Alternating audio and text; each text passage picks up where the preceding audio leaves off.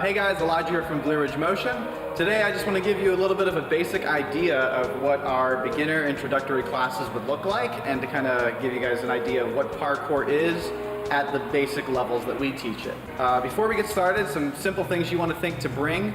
Comfortable clothes, fit for athletics, something you can pretty easily move in. Another thing is shoes.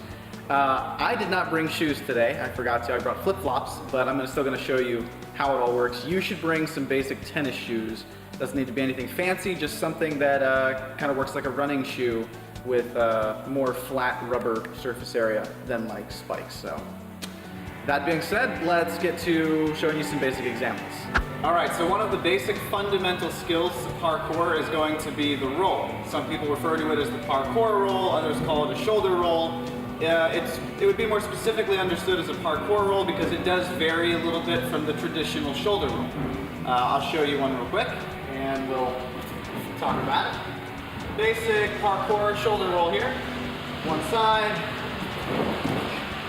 down, back up. Now the roll is pretty fundamental to most everything we do because we use it coming out of a lot of things, so that way we can land the skills and not have to take any of the impact directly to our bodies.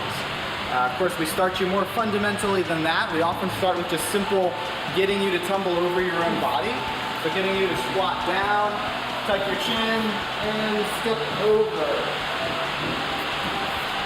It's things like that that we like to start with, so every student has a good base and a good feel for their body in motion, as well as a good safety option when they're jumping off of things. So now I'm going to take you over to the wall, and I'm going to show you some basic wall techniques. The very first technique we like to teach students is called a tic-tac. It's a 1-foot wall step where you step in at about a 45-degree angle and step out at a 45-degree angle. Looks like this. Starts at that level, works its way up until you're doing tic-tacs to get on top of something. Like so. So another good wall technique we start with is kind of applying the principles of a tic-tac but going straight up. This is kind of the beginning parts to a wall run. Right, and then ultimately 2 steps.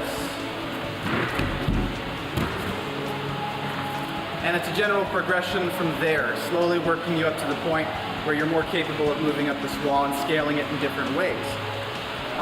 It would be advised to wear shoes. Like I said, I forgot mine, so I don't have any to show you today. But please do wear shoes on this wall, especially if you're not used to hard surfaces on your bare feet. Now, I'll take you over to the bars and show you some bar basic techniques as well.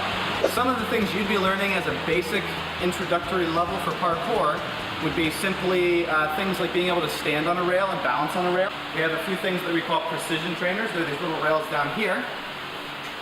We use them to train balance, so people can get used to standing on rails and using them.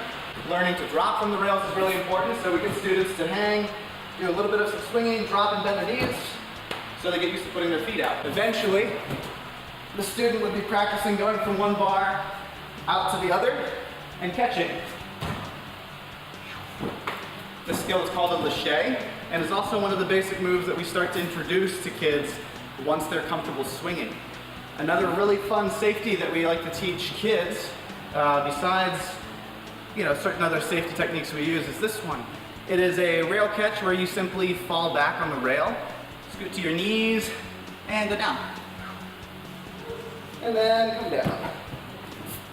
Really fun, really simple way to learn how to safely get off rails if you're ever sitting on something and falling backwards. Pretty useful, pretty practical for what we do.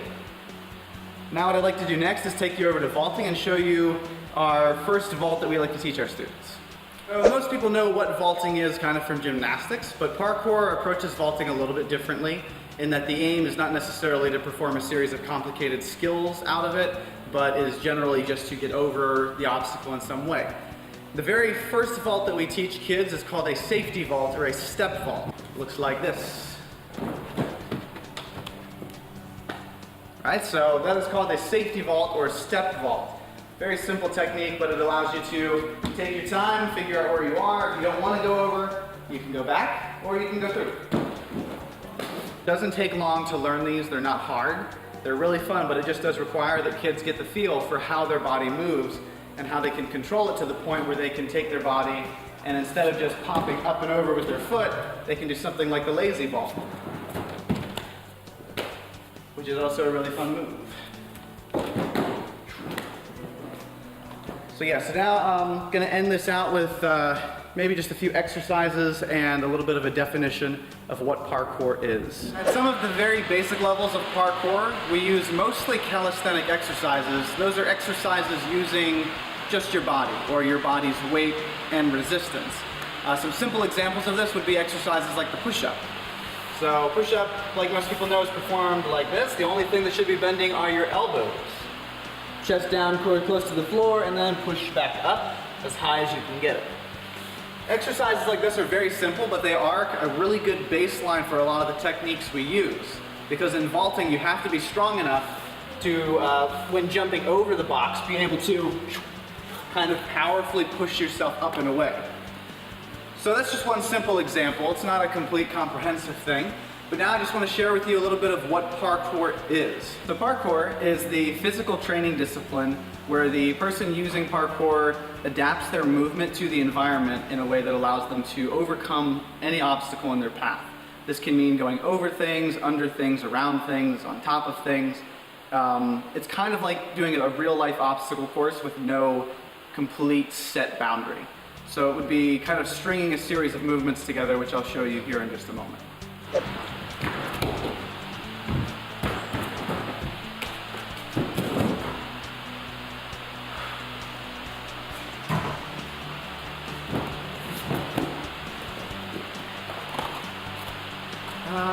But in addition to parkour, we have this thing called free running. You may have heard of this as well. They are very similar. The real key difference is that free running is more specifically towards achieving an aesthetic appeal or like something that looks particularly good and feels good to do.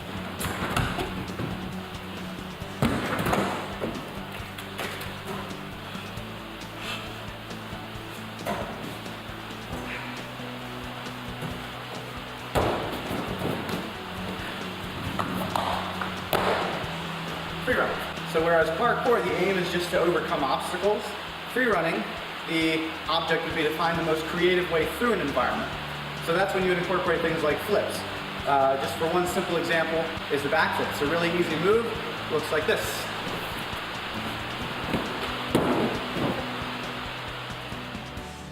Hey guys, Elijah here from Blue Ridge Motion. Thank you so much for watching the video. Hope it gives you a pretty good idea of what our beginner classes look like. It's by no means a comprehensive video, but I think it gets the point across. Your beginner class is pretty much going to be you learning how to climb, roll around, and do basic exercises to make sure that you're at the level you need to be to perform some of the more complicated skills. When you come in, don't forget to bring some good shoes. Bring a water bottle because we don't currently have a water fountain. We do have water available for sale if you need, but for the most part, it is easier if you bring your own. Thank you guys for supporting us and making Blue Ridge Motion a really awesome thing in the New River Valley. We are very honored and humbled to be able to provide this really cool service for you guys, and we hope to continue doing it to the best of our ability.